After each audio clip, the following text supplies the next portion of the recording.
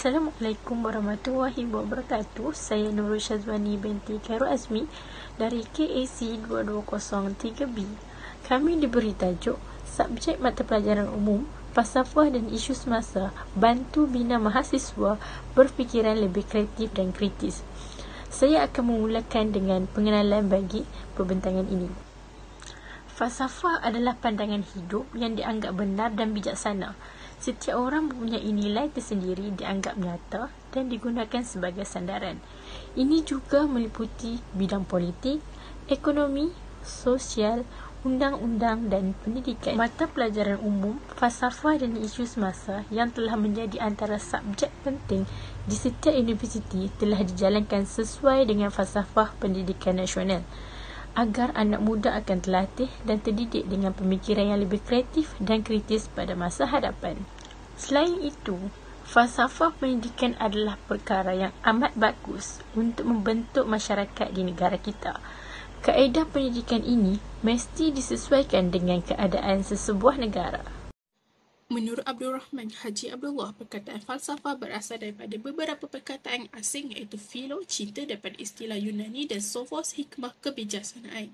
Jadi, gabungan kedua-dua perkataan ini membawa maksud cinta kepada pengetahuan atau hikmah. Maksud lainnya ialah usaha untuk mencari hak atau kebenaran atau usaha untuk mengetahui tentang nilai setiap perkara. Pada umumnya, perkataan falsafah boleh difahamkan sebagai pemikiran atau pandangan yang benar. Pemikiran atau pandangan ini dihasilkan daripada usaha kajian ahli falsafah dengan cara yang saintifik, sistematik dan logikal. Tujuan falsafah pula ialah mencari serta membuktikan kebenaran dan memberi arah tuju untuk perkara-perkara yang penting dalam kehidupan. Oleh itu, matlamat utama pendidikan ialah melahirkan individu yang memainkan peranan yang positif dalam masyarakat dan mampu menghadapi cabaran kehidupan. Maka, falsafah pendidikan kebangsaan diwujudkan daripada ideologi dan aspirasi negara yang berteraskan rukun negara. Definisi bagi FPK ialah pendidikan di Malaysia adalah satu usaha berterusan ke arah memperkembangkan lagi potensi individu secara menyeluruh dan bersepadu untuk mewujudkan insan yang harmonis dan seimbang dari segi intelek, rohani, emosi dan jasmani berdasarkan kepercayaan dan kepatuhan kepada Tuhan. Usaha ini adalah bertujuan melahirkan rakyat Malaysia yang berilmu pengetahuan, berketerampilan, berakhlak mulia, bertanggungjawab dan berkeupayaan mencapai kesejahteraan diri serta memberi sumbangan terhadap keharmonian dan kemakmuran masyarakat dan negara. Justeru itu, pemahaman tentang konsep falsafah mampu menjadikan seseorang itu insan yang mampu mempraktikkan ilmu yang mereka pelajari untuk kebaikan dan asas dalam pembentukan hidup yang cemerlang. Oleh itu, pendidikan falsafah haruslah diterapkan dalam diri setiap insan agar matlamat penumbuhan falsafah dapat dijayakan melalui kemajuan dalam kehidupan setiap masyarakat. Terdapat 3 objektif untuk menjalankan kerja ini. Pertama, mengetahui maksud pemikiran kreatif dan kritis. Pemikiran kreatif didefinisikan tentang melihat sesuatu secara berbeza, berfikir di luar kotak, mendekati masalah dan soalan dan mencari cara berfikir baru yang memuaskan daripadanya. Manakala pemikiran kritis ialah proses intelektual dan reflektif yang bermula dengan pertimbangan teliti dan analisis sesuatu topik, cerita atau subjek. Hasilnya, selepas mengumpul dan menganalisis keputusan penilaian, mereka membentangkan kesimpulan mereka di bawah kriteria logik dalam had jumlah hasil yang munasabah dan wajar. Pendek kata, pemikiran kritis memandang masa depan dan mencadangkan cara baru untuk mendekati realiti. Dengan kata lain, pemikiran kreatif ialah pemikiran yang menghasilkan idea berbanding pemikiran kritis yang menilai idea. Idea yang diterbitkan adalah baharu kadang-kadang bercanggah. Seterusnya, mengkaji hubungan antara falsafah dan pemikiran kreatif dan kritis. Konsep falsafah dan pemikiran kreatif saling berkaitan antara satu sama lain kerana kedua-dua idea ini adalah berkait dengan proses pemikiran. Pemikiran falsafah juga boleh dikaitkan dengan kreativiti kerana ia merujuk kepada proses mencipta sesuatu yang baharu. Falsafah memberi kita cara yang khusus untuk melihat dunia. Dengan ini dapat dirumuskan bahawa melalui ilmu falsafah, seseorang pelajar atau individu yang berfikiran kreatif dan kritis dapat dilahirkan. Bukan sahaja berfikiran kritis, malah dapat menyumbang kepada kepribadian sasiah yang tinggi. Oleh yang demikian, subjek falsafah ini perlu diteruskan di setiap institusi supaya lebih ramai mahasiswa yang berfikiran kritis dan kreatif yang dapat menyelesaikan masalah dengan cara yang lebih inovatif. Maka dengan ini, terlihatlah bahawa pentingnya ilmu falsafah dalam membentuk individu yang kreatif. Akhir sekali, mengenal pasti faktor dan elemen pembentukan mata pelajaran umum. MPU, falsafah dan isu semasa. Pembentukan MPU memfokuskan kepada keseimbangan dalam 4 domain utama iaitu kognitif, pengetahuan, psikomotor, kemahiran fizikal, efektif dan sosial. Ini adalah salah satu daripada inisiatif untuk mewujudkan insan yang harmoni dan seimbang.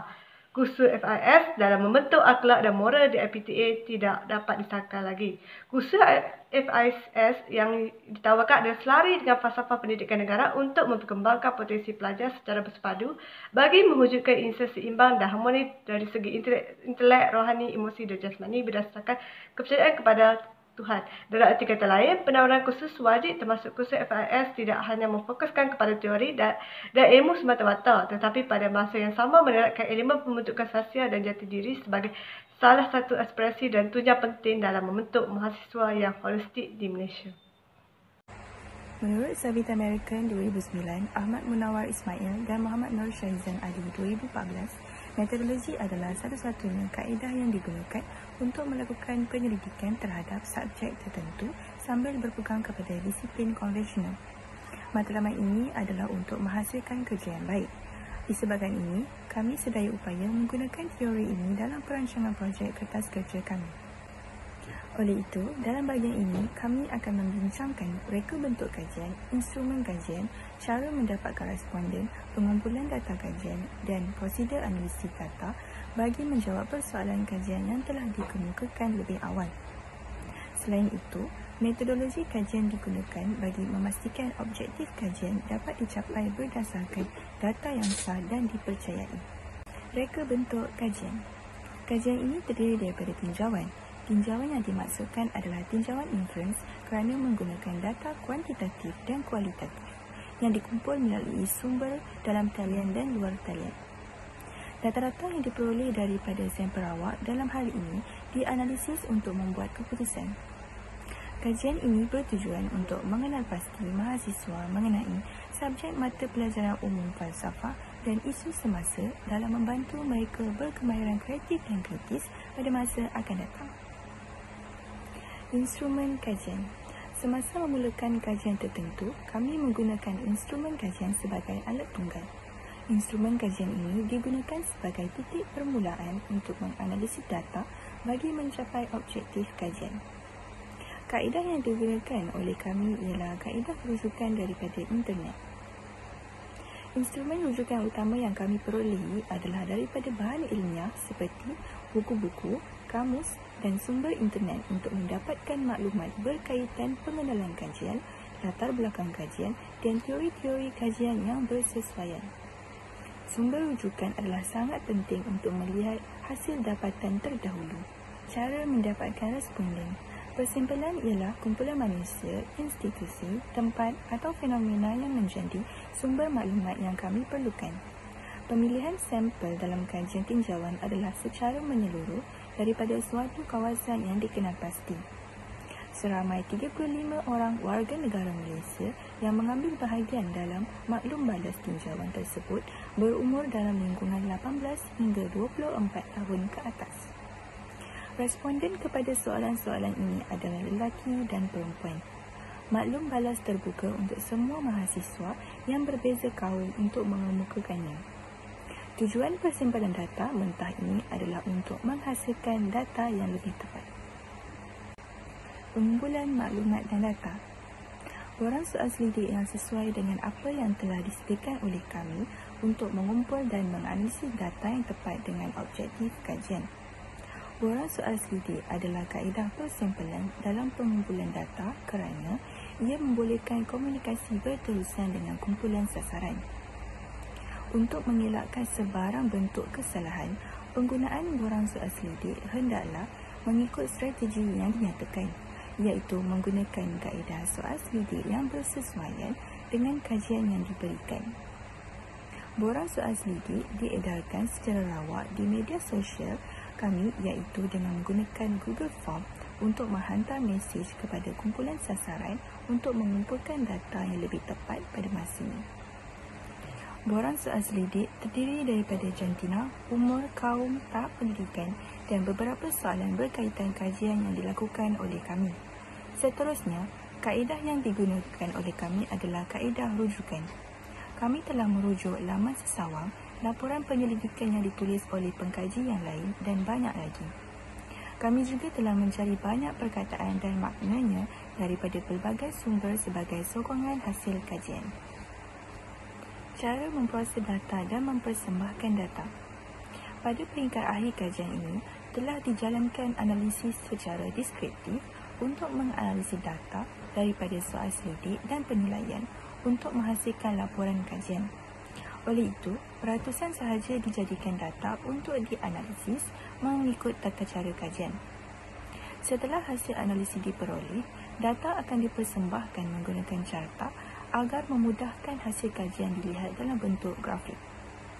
Maklum balas para responden terhadap soalan-soalan terbuka yang disoal dalam sesi temu bual dilakukan analisis kualitatif deskriptif bagi memperolehi gambaran yang lebih menyeluruh untuk menyokong analisis kuantitatif.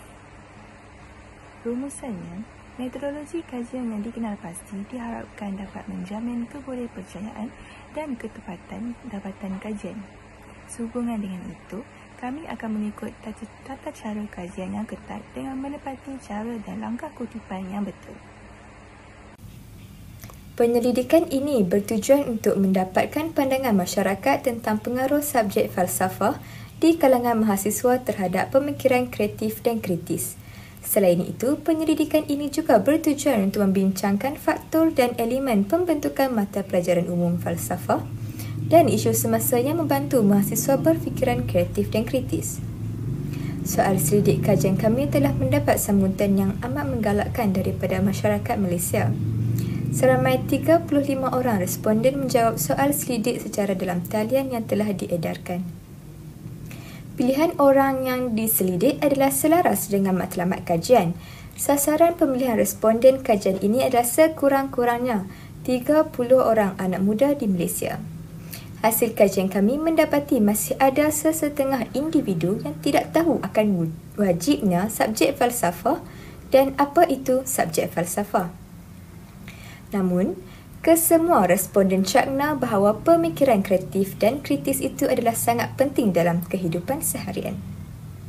Melalui bahan rujukan yang dirujuk dalam kajian ini, kami mendapati bahawa pemikiran kreatif adalah tentang melihat sesuatu dengan cara yang berbeza, berfikir di luar kotak, mempersoalkan cara konvensional untuk mendekati masalah dan soalan dan juga mencari cara berfikir baharu yang memuaskan daripadanya.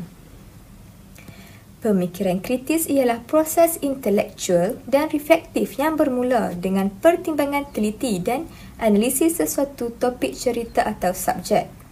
Hasilnya, selepas mengumpul dan menganalisis keputusan penilaian, mereka membentangkan kesimpulan mereka di bawah kriteria logik dalam had julat hasil yang muhasabah dan wajar. Subjek falsafah ini penting bagi melahirkan mahasiswa yang berfikiran kreatif dan kritis. Falsafah ini melibatkan pemikiran logik akal yang menyentuh isu-isu besar dalam kehidupan seperti nilai etika, ilmu dan kewujudan. Justeru itu, melalui falsafah, mahasiswa digalakkan untuk berfikir dengan sendiri dan melalui latihan yang praktikal bagi membolehkan mereka menjadi seorang pemikir yang kritis. Konsep falsafah dan pemikiran kreatif saling berkaitan antara satu sama lain. Ini kerana kedua-dua idea ini adalah berkait dengan proses pemikiran. Pemikiran falsafah juga boleh dikaitkan dengan kreativiti kerana ia merujuk kepada proses mencipta sesuatu yang baharu. Kita juga boleh mengatakan bahawa masalah praktikal yang dihadapi oleh seseorang yang mempunyai ilmu falsafah dapat merangsang kreativitinya dengan menggunakan teori yang diketahui sebagai amalan inovatif. Dengan ini, dapat dirumuskan bahawa melalui ilmu falsafah, seorang pelajar atau individu yang berfikiran kreatif dan kritis dapat dilahirkan.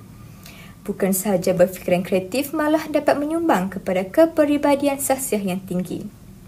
Oleh yang demikian, subjek falsafah ini perlu diteruskan di setiap institusi supaya lebih ramai mahasiswa yang berfikiran kreatif dan kritis yang dapat menyelesaikan masalah dengan cara yang lebih inovatif. Maka dengan ini, terlihatlah bahawa pentingnya ilmu falsafah dalam membentuk individu yang kreatif. Seterusnya, kesimpulan. Secara keseluruhannya, subjek mata pelajaran umum, falsafah dan isu semasa merupakan nadi pembangunan terhadap bangsa dan negara. Falsafah ini dicipta berdasarkan kesegaran di mana sesebuah negara harus mempunyai hala tuju yang tepat di dalam rancangan dan sistem pendidikannya. Namun, terdapat pelbagai pandangan dan pendapat yang bertentangan antara satu sama lain yang menyebabkan ada sesetengah masyarakat itu sukar untuk difahami. Falsafah dan isu semasa juga merangkumi elemen-elemen yang penting untuk dihayati, difahami serta diamalkan oleh setiap individu, masyarakat dan khususnya para pendidik.